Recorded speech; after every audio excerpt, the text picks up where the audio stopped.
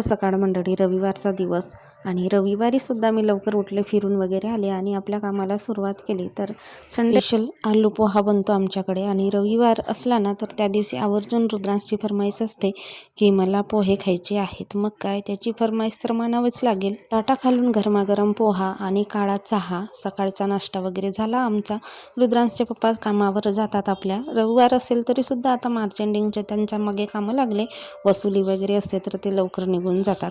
मग मी आपल्या कामाला लागली. तर आज मी बनवणार होते तुरीचा आडण.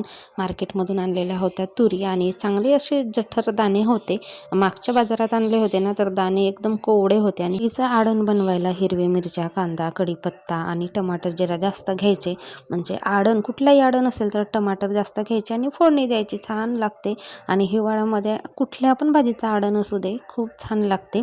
नंतर पोळ्या वगैरे बनवल्या आणि मग म्हटलं एक कोथिंबीरचा पराठा बनवूया. मला आपली पोळी लाटून घेतली, त्याच्यावर तिखट, मीठ, हळद, तेल टाकून पोळीभर पसरवून घेतला आणि बारीक कापलेला कोथिंबीर होता तो सुद्धा पोळीभर पसरवून घेतला आणि अशा पद्धतीने रोल करून घेतला आणि पोळी पातळ अशी लाटून घेतली. तेल टाकून तव्यावर भाजून घेतला, छान असा खरपूस, आणि खूप छान येते. आणि जे कोथिंबीरचा फ्लेवर आहे ना तो एकदम भारी लागतो, चवीला छान लागतो. मला आवडते, मी कधी कधी करते.